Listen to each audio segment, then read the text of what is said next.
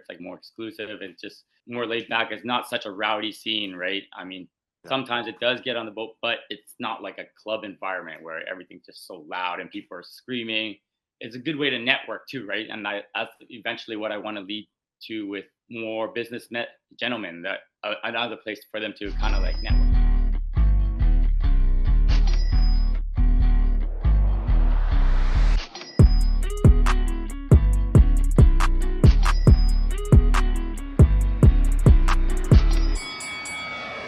Welcome everybody back to the next episode of the Side Hustle with Quentin Carlin and Tien Ho. Local captain, I guess, boat cruise connoisseur, putting together some side hustles. So welcome to the show, Tien. Hi, thanks for having me. Yeah, so Quentin introduced us there. We were on a call about a week ago and we said, why not get you on? You got a couple side hustles going. Oh, There's the incoming calls now, all those. no. Oh, I'll just pick that up later. I don't know who that is. That's all right. Busy guy. Yeah. So Quentin, welcome as well. Got you back on. You missed an episode last week, but you're back in full swing there with the ocean view behind you. Yeah, well, speaking of boats and cruises, I was actually on a cruise in the Bahamas, so that's why I was away to wrap up summer for my birthday there. And then I've been seeing Tien's ads all over the place for his Sunset Sessions cruise company here in Vancouver. And it's funny because we go back when I used to do surf clubs here in Tofino and down to Mexico. We connected back in the day when he was doing a lot of promos and events in Vancouver. So yeah, it's good to have you on here, Tien, and hear what you're up to. Yeah. Yeah, that was way back when. I was just doing a lot of club events back then, I guess. Totally forgot about that until you brought it up, but yeah, it's a small world. So yeah. Maybe just kind of give a little bit of background of yourself, what you've done, what you're doing now, and how people can kind of get involved. Yeah, my background, I mean, like when I first started and I messaged you, I was doing a lot of club promotions. So I was doing that for maybe almost 20 years actually. So wow. Yeah, and then I finally decided to quit doing those club parties just right before COVID. So that worked out for me because nobody went out after that. And then, yeah, I kind of just stopped.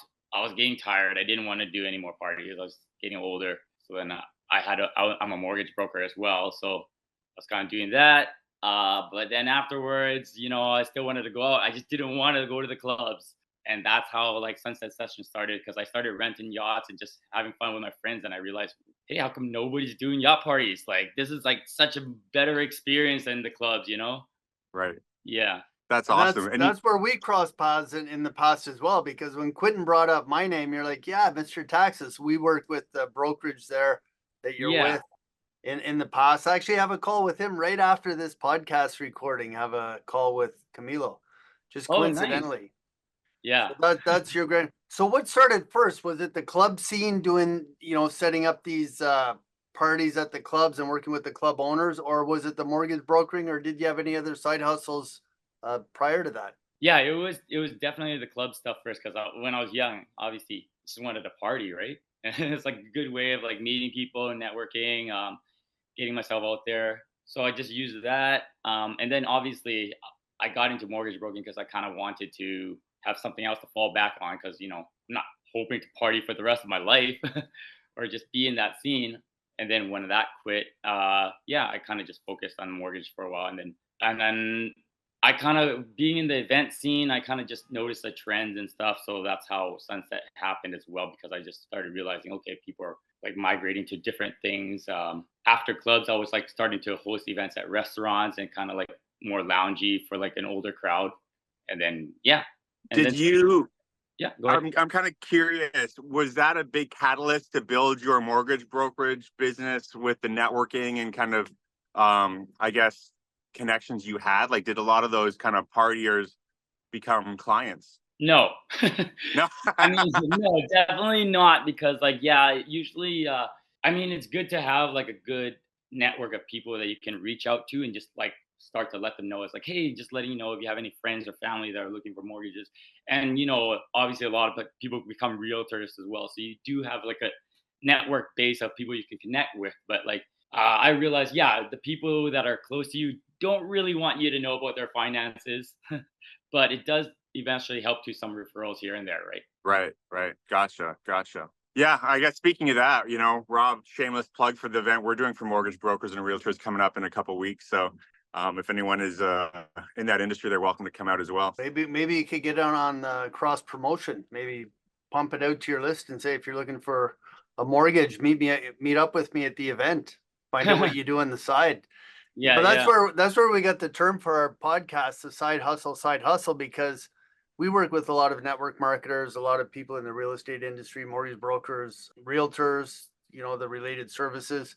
And if they refer us clients, they get an extra stream of income. So one guy said to me there about a year and a half ago, he said, yeah, it's kind of like a side hustle. So that's, maybe you could work both sides of the coin there with your list. Yeah.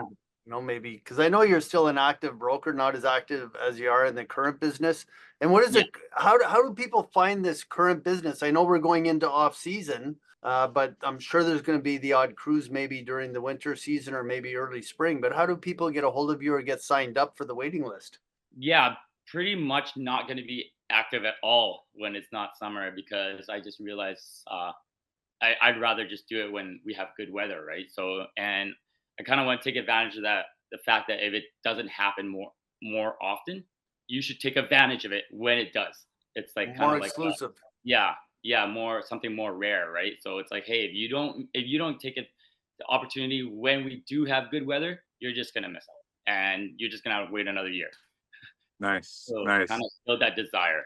And tell us how that whole kind of operating goes. You said that you just kind of rent or lease the boat from a friend that has it, and you kind of organize Yeah. and do the marketing, promotion, guest listings like that. Yeah, so basically, I'm just using my knowledge of what I did in the clubs, but on to a bigger scale or something more exclusive. Where yes, I do just charter the boat, and then I kind of organize and invite guests to come. So the gimmick is, it's kind of like I invite all the ladies for free, and I charge the guys to kind of attend. For it's like it's almost like How do you define that, guys and girls? Because some, we had some guys identifying as female in the boxing at the Summer Olympics. So how do you define that on the sign up?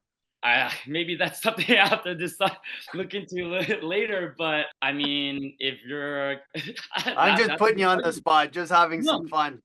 It's fine. Rob's got his dress in the closet. He'll bring out to get a free ticket. That's why Yeah, he was let's. I'm working on a free ticket here. That's my angle. Yeah, I mean, no, I honestly, like, what I like, Tien, about you started out younger. I'm assuming probably in your 20s. Might as well have fun and make some money at the same time. That's what everybody entrepreneur aspires for. But then you've pivoted, right? You pivoted, as you got older, you pivoted into a professional, the mortgage industry. But now you're circling back to where you're having fun again, because yes, mortgage brokering exactly. over the last 4 years now has not been a lot of fun. Yeah, I mean, like that's probably why I enjoy it a little bit more, because I am having fun as well, right? I'm still like meeting more people this way. Yeah, just enjoying myself while I'm doing it, and it's like it sometimes it doesn't feel like work, right? So how many events would you put on in a typical summer, and how many different boats or yachts would you charter? Do you have a small group of yachts from one owner, or is it, do you try and find different venues or different yachts for different events? Well, like I do have access to multiple owners of different yachts, but there are probably only about two in Vancouver that hold up to like about 40 or 50 people. So I just use this one large yacht because it just fits the most amount of people, right? And I always want to maximize on the amount of people. But if people do want like a smaller yacht just for a private close group, like I have access to those too. But yeah, my main So I'm focus. assuming anywhere from 12 to upwards of, what's the max, 50, 45, 50? Yeah, the yacht I use fits about 40 people. 40. So would It you can go a do little bit over, but I mean I shouldn't be. But yeah. would you do you now coordinate corporate events as well for those listeners? Because we have a lot of corporate listeners. Somebody wants to bring out a group of 40 people Yeah. onto a boat, and Yes. Yes. Like I do love private events the most, because like that way they can just pay one big fee and They organize. Yeah, I'm talking to Camilo right after this. So Mortgages Lab should have an event next summer because he has about 30 brokers. Yeah, yeah. And room for all his friends. Room for all his friends here. Me and Quentin. Yeah, I've seen them. It's not my yacht. I just chartered it, but I've seen other groups like Victor from Victor Ho from his mortgage group. I think he did an event as well during Is the summer.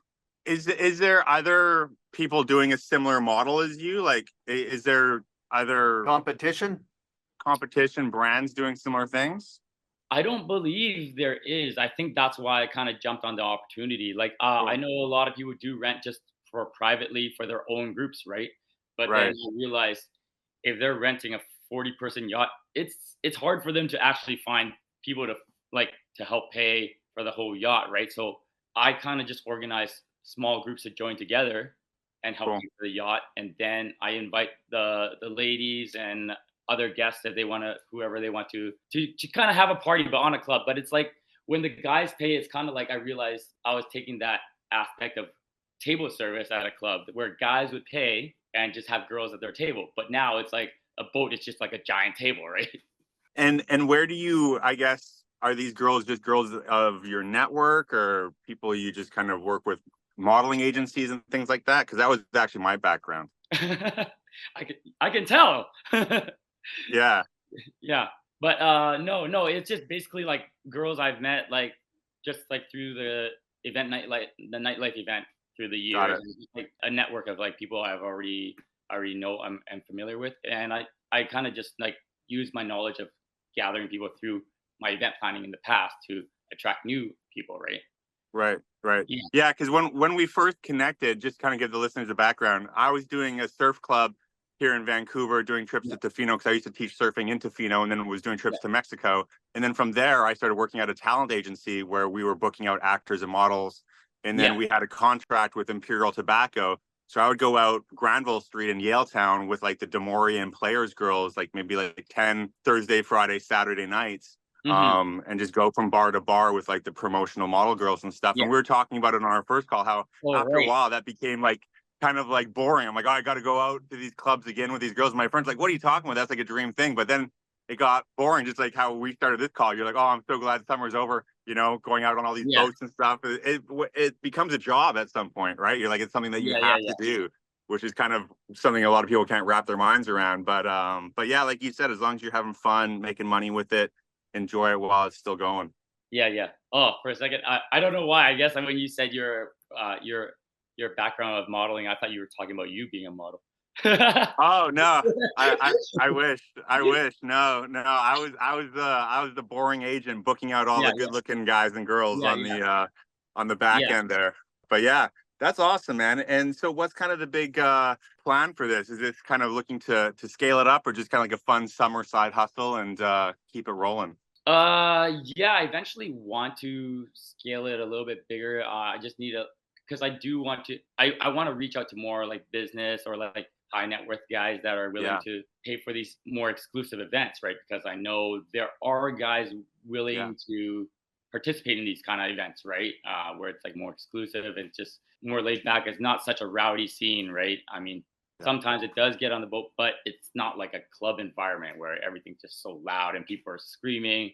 It's a good way to network too, right? And that's eventually what I want to lead to with more businessmen, gentlemen, that another place for them to kind of like network with 39 realtors and one mortgage broker. each other. Yeah. There you go. Call it Broker Island, where you got 39 realtors and they're all fighting for your business. Yeah. But I guess with the yacht, I kind of still like it is a good platform to like meet women. I'm not gonna lie, yes.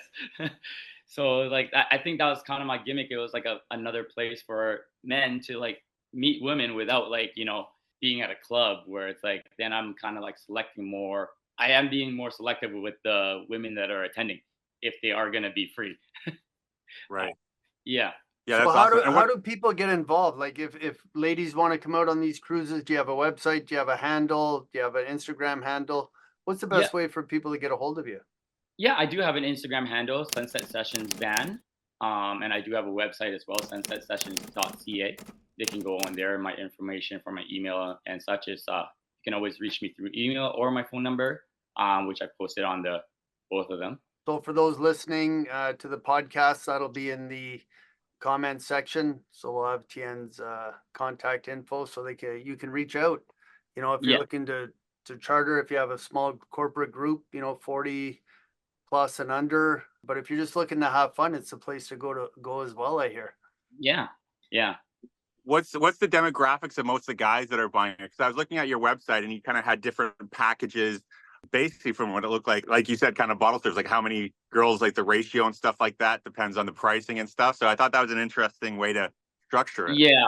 The pricing is just basically like, it's kind of more like, oh, can they afford? Because then there'll be different options, right? Obviously, the ratio. That's something that I wanted to focus on for like the start of it, is the ratio, because like if you go to like a nightlife event, I mean, you're obviously gonna always see more men than women, but out on Yacht, I'm trying to make sure it is gonna be a little bit more expensive, because my core value is that there's always gonna be more women than men. That's just the deal. Or people start going overboard. Yeah. So you're paying, like, it's the premium pricing because you're going to be paying for being on a yacht for 5 hours, 4 or 5 hours. You're going to be paying for the abundance of women that you're going to be connected, like enjoying the time with. I supply food, a DJ, everything, right? And on top of that, we don't sell any liquor. I'm not allowed to sell liquor. So everybody's free to bring whatever they want. It's kind of like a private party. So even though the cost of attending is large, your minimal spending on liquor might even be lower than being out in the nightlife, right? Cheaper than a night out, because a night out you start drinking a few, then the wallet opens up. Yeah. Exactly. Well, also too, one of my buddies here has a boat. We go out he goes out all the time. I'll go out a couple times a summer with him. But he was kind of telling me how expensive it is because he has the captain that he pays, the fuel. It's not cheap. It's not cheap at all. So it's definitely not cheap. It's basically like, so that's why my pricing is a little bit higher. So my demographic for the men are probably going to be at least probably 35 and up, or more gentlemen that probably have been more established and kind of have that fund to kind of throw out, right? Yeah. Homeowners looking for a mortgage, looking for insurance, ready to settle down. Yeah. Perfect demographic.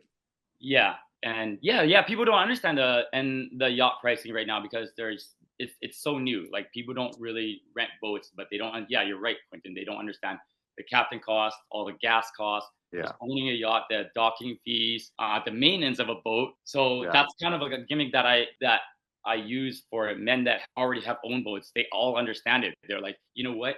This is actually cheaper than owning a boat. If I only go once or twice a year, it's way more affordable.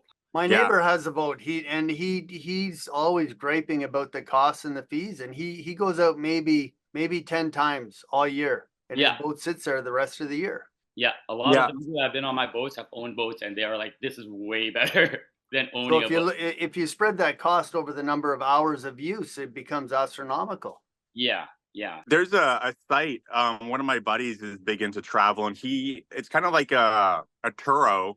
I'm sure you're familiar with Turo, like a car rental service. They have that for boats. I can't remember the name of it, but there's guys on there that just have their boats available to rent out, because most of the time they're not using it, right? So there's opportunities there. Yeah, I think the site is called getmyboat.com. Yeah, that sounds familiar. Yeah. That's actually how I started, because I always wanted to rent a boat, and then I realized, man, this is expensive. And then the first time I rented, I'm like, dude, this is the exact same amount I'm spending as I go out on a night out, except I'm having way more fun. Right. I'm surrounded by like females that they can't leave. Now they have to get to know me. That's funny. Yeah. Well, that's kind of why I had an idea to bring you on the podcast, because we have a couple of young guys that we're helping them with on the tax side, and they're both 21 years old. They have a luxury car rental business, and they're renting out and buying these like really nice cars, and they're just putting them on Turo, and then they realize that Turo takes these big fees, so they have their own private booking site and stuff like that. So when I saw what you're doing, I'm like, I love those kind of lifestyle businesses, right? Like, you know, with what I was doing in Tofino, surfing, and then even when I moved to Vancouver here, I lived on the beach. So I'm like, I'll just rent out surfboard or paddle boards and kayaks. So I started that when I first moved back to Canada a while back. So I love lifestyle businesses, man. And you're a guy that likes to have fun and enjoy himself and make money while you're doing it. So it's good for you. Yeah, yeah. And mortgages, by the way. So if you're looking for a mortgage, Yes. reach out. We'll put you in touch before you hang up your license. You get a few more in there. Yeah. Talk about mortgages on the boat. You have 5 hours of time. There's lots of The relationship mortgage cruise. That's So- enough time for the rates to go up 2 points as well. A 5-hour cruise, who knows? The rates will Yeah. probably change by the time you get back. Yeah. Lock it in now. So let's hear some stories. What's been some of the craziest or coolest or wildest things that's happened on these cruises so far? Crazy things that's happened on the boat. Or what happens at sea stays at sea? Yeah, probably. Like most of the guys that go on there, I mean, like they're just I just want it as a different platform for them, because sometimes I kind of want to be a matchmaker, right? So I use that as a platform for, hey guys, you know what? I'm just gonna present you a way better opportunity to meet women. So like, if you're in a club, there's gonna be like 10 guys on one girl. You know what? It's gonna be different here. If one girl doesn't talk to you, go try with somebody else. There's lots of options. So I kind of want to use that as a way for guys and girls to meet. So, women are gonna be there to, like, if the guys can afford this, they're gonna be at least a little bit more established. And the females, I'm kind of picking the right ones to come on that will kind of like not entertain, but like be interesting for the guys and not just settling what they can get. I got to give you a story here, Quentin. So it was maybe 4 years ago, just before COVID, and we went out on a cruise. It was out in English Bay there. It was left from Plaza of Nations, probably 80 people on the ship. It was a dinner networking cruise. And we're out, we're going through the harbor there by Science World. Then all of a sudden, crash. Wow. T-boned this maybe 30, 40-foot little sailboat. And everybody runs to the front of the ship looking down. We're looking at this boat to see if it's going to sink. It didn't sink. And this guy comes up through the hatch. He goes, "Hey, what's going on?" We had to wait for the police to come. Wow. Extended the cruise for another hour and a half, 2 hours. But apparently there was no damage to the boat. Wow. Somehow it hit it at a certain angle, but we felt the jolt when it hit. Wow. And we thought, oh no, I was looking for life jackets. I'm like, oh no, we're going down. But it was such a Right. tiny little boat, and we're on this big yacht. So yeah, that was our at sea story. Out in the ocean there, right in behind where Quentin is. Wow, that's crazy. The ocean view. The guy is just sleeping or something? Yeah, he was sleeping down, and then he gets, it might have been around, it was dark, 9:30, 10 o'clock at night, and Okay. he comes up, yeah, he looked like a typical sailor. He had his shorts on, he had a beard down to here. Did you do any events for the fireworks? Speaking of English Bay, did you do any like sailings around for that? Because this whole place was just like, I don't know, probably 1,000 boats. It was crazy. Yes, so I will be doing every fireworks date now, because next year I just want to focus on some not as many events, but just on selective dates.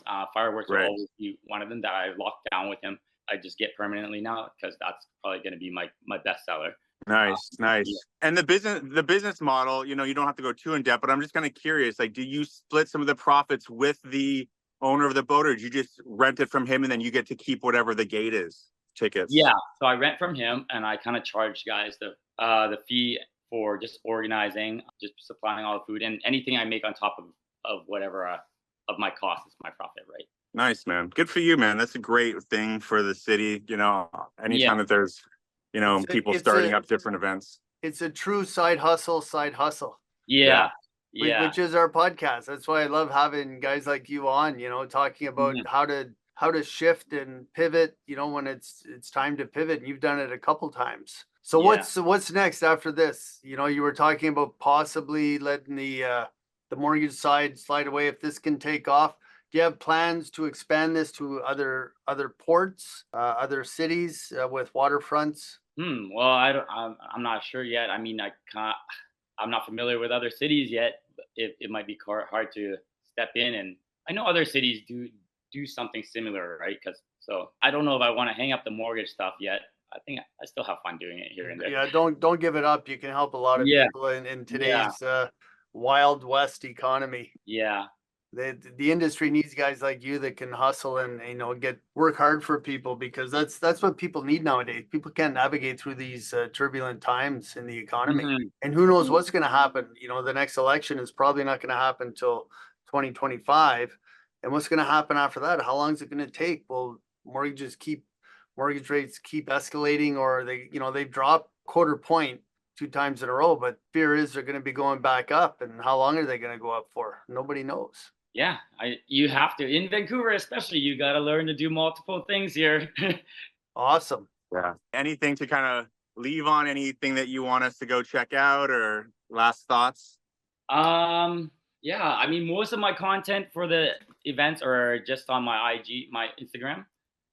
The website is just basic information, but you can always reach out to me. I know it's kind of a complicated system to kind of understand for now. Well, not too complicated, just like I do have requirements for people, like, because I want to be more selective, because it's Yeah, not a application lot. process. You got to screen people out. You don't want the wrong ones on the boat. Yeah, exactly. Just because everybody is going to be on there together for 4 or 5 hours, right? I want to make sure it's a safe environment. I do have to screen everybody that comes on board. So just to make sure everybody has a good time and gets along well with each other as well, right? Because if drama happens on the boat, that's the worst. I mean, it hasn't happened yet because I am pretty good with the screening, and I do give people a lot of heads up. That's good. Do you get a lot of the same girls coming back, like, or are you constantly kind of got a new crew? I do. I will every event. I will have some familiar faces and some new ones all the time, because I mean, like, everybody's going to be starting to tell their friends, and not everybody's going to be available to go all the time, right? So, but it's good, like, just to keep meeting new people. I mean, one thing that works well is Vancouver has an abundance of attractive women, like a lot. So we're never going to run out of women on a boat, and it's easy because they all want to come on a boat. Right. Yeah. We got to start calling you the Hugh Hefner of Vancouver, of the Playboy parties to the yacht parties. Oh, that's too much credibility. Maybe that'll be my goal. Okay, so give us the IG handle. Give us the IG handle again and the website. The website is sunsetsessions.ca, and then the IG handle is Sunset Sessions Van. Yeah, just for On Vancouver. IG. And we'll have that if you're Instagram, listening yeah. on the podcast, or if you're on iTunes or Spotify. Those will be in the comment sections. And Quentin, sorry I cut you off there. Yeah, I was going to wrap up by saying I totally forgot about this. Probably around the same time we first connected, when I was doing the surf trips, Ken, I think that was in like 2008 or 7. I got a message from a guy that was doing other promotions, and he actually was promoting the Playboy Mansion parties in LA, and he reached out to me. And I remember back then he was charging, I think it was $1,500 for a guy to go to one of those parties. And I was in Canada. I didn't go. It was short notice. Yeah, and you didn't have $1,500 in 2007. Back then too, yeah. Like it was. I was just like, really young then. But I still remember getting that message. I'm like, oh, that would be so cool to do it. Obviously, it's a bucket list experience, but it never happened. Yeah. But yeah. Now you could. Oh yeah. Yeah. Well, what was $1,500 back then? It was probably like 4,000 now. Right. Yeah. Exactly. Yeah. I was in like my early 20s and stuff. Yeah, but I think what you're doing is great for Vancouver. People always say that the nightlife scene. Oh yeah, speaking of that, what is, like, do you go out to regular clubs and stuff now? You used to do a lot of promos. Like, where's the hot spots these days for people that are wanting to go and have fun on land? Oh man, honestly, every time I go to nightlife now, I just want to leave. After I've gone on the boats, like it's just not even the same. Like, I can't even go back in. Like, I'm just so bored. Yeah. I'm just like, if I see one female and I want to talk to her, there's like 50 guys around her. I'm like, okay, why do you got this? The odds are just not in my favor. I'm just gonna go back to the boat. You gotta up the game, Tien. You gotta up the game. There you go. Yeah, so that's why I try to show them. It's like, dude, you guys need to come on a boat once, and you'll see you'll never want to go back to the club. It's not worth your money anymore. Yeah, I think you've got a great niche, and you're a great promoter and networker, so it's a natural fit for you, man. So congrats on what you've created. Yeah, thank you. Yeah. Gotta do what you love, right? And that was my background, just throwing events, so it just worked out. Yeah, awesome. Well, thanks for coming on, Rob. Anything else to wrap up? Yeah, just check Tien's links out there in the comment section. You know, hit him up, find out more about the events if you're corporate or just individual looking to connect, you know, in one of these excursions, or Yeah. if you're a corporate entity wanting to book an event, you know, it sounds very interesting. So hit him up, hit him up. I'm on my phone all the time. That's it. So that's it for another Side Hustle podcast. We'll see everybody on the next show.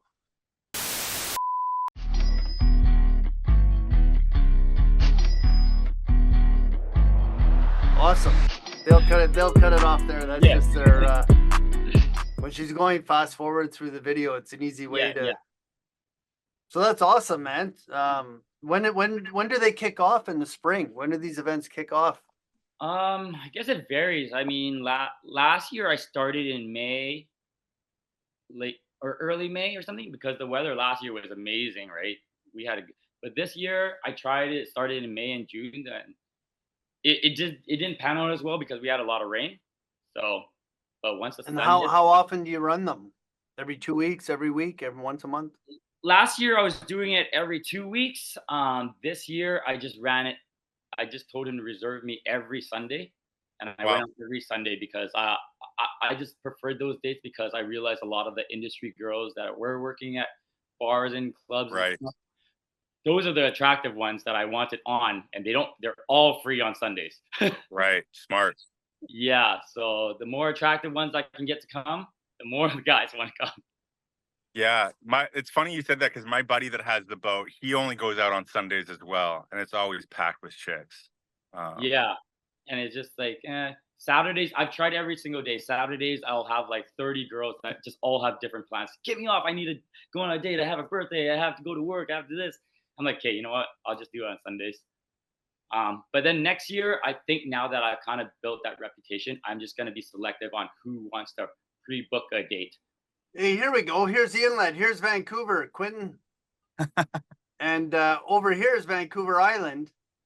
And here's the Victoria Strait here. And wow, way over here is the ocean. It's all ocean. It's the same body of water, though. No, this is called the Burrard Inlet. That's what you're looking at. Yeah. You were in the ocean. You're right. It's all H2O, 2 parts hydrogen, 1 part oxygen, and that pretty much sums it up. So you got a water view. Yeah. We'll call it the ocean view. Ocean's 11 or Quentin's Ocean. That's what we'll call it. Ocean. Ocean's 11. Oh, I love that movie. It was classic. I'm just bugging him, but he's got a wicked view there. But I thought that too. I thought that, you know, years ago, the U.S. aircraft carrier came into Vancouver in around 2000. And they had to wait for the tide to go down so it could go under the Lionsgate Bridge. It was so big. There were 5,000 soldiers on that ship. And they all released into Vancouver for 2 days. Mayhem on the streets of Vancouver, partying for 2 days. And I remember they had the, and I thought about that. He said, yeah, it's good to get off the ocean. And I thought, well, that is the ocean. So I looked at the map. I realized, no, it's, you know, that because in the ocean, it's, even though it's such a big ship, but they were interviewing the captain.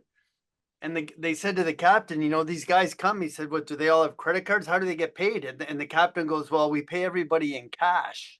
And then the radio DJ, he goes, do you really want to announce that? He goes, we're live on the radio.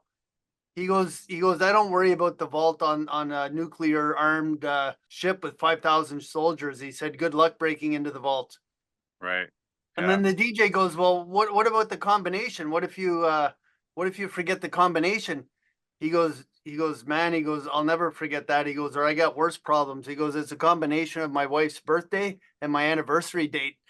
I still remember that radio interview. It was Z95, but that ship was huge. It was massive. Well, like I said, I just did my first cruise a couple of weeks ago in the Bahamas, and that was 14 stories and it's 5,000 people on it. It was insane. Like I've never been on one before. I was blown away by it. Wow. Yeah, that's the next level for you. Renting out cruise ships, filling those up with tickets. Oh man, that sounds like a lot. Yeah, get the Mortgages Lab cruise or the Mr. Taxes cruise. Yeah, you were on it for a week. Yeah, it was 6 days. I flew into Miami, and then from Miami, Bahamas, went down to Mexico, back to Miami. Yeah, that sounds kind of cool. I always wanted to do a cruise like that. I was with Royal Caribbean. I think they're kind of like the top one. So yeah, it was a cool experience. The buddies I went for, it was my birthday, so I went with some peeps, and one of my buddies that was there, he worked on a cruise ship for like 9 years. So he used to be like the DJ and the entertainment coordinator. Yeah. And yeah, I could Oh see you man, do. what a lifestyle. I could see you doing something like that. Yeah, he loved it. He was just Yeah. killing it on that. But yeah, that's why when I saw your event, I was like, yeah, that's such a cool idea. And are you able to make enough to kind of support yourself for the whole year through that? You said that you're not really super active with the mortgages. Like, is that profitable? Not really yet. Just working out the kinks. It's really expensive event to host. Like people just don't understand like the yacht costs, right? But I'm going Yeah. to, Tien, I got to jump off to get on Yeah. with Camilo here. I'm okay. going to talk to him about our event, but let's connect Quentin with Tien, and after I talk to Camilo, and see if you can get anybody out to our event on the 25th. Like if you have potential mortgage clients you want to invite out to the Mhm. event, 25th. Yeah. and we could get you a discount on tickets. Okay. Do a 2-for-1 or something. Is that the one? It's at the comedy club in New West, House of Comedy. Oh, okay. That's New West. Okay, I was getting confused with the Yacht that you said. And we're doing one on October 9th in Surrey. Yeah. But Yeah. that's a little far maybe. That one's only 100 and some people. The one in New West holds 300. Mm-hmm. So it'll be a Okay. fun event. Sounds good. Okay, man. Thanks for coming Okay. on. Yeah, no worries. Let you and Quentin follow up, and we'll chat soon probably. Okay. I'm gonna head out as well. So Yeah. awesome. Awesome, guys. See ya. See ya. Bye bye.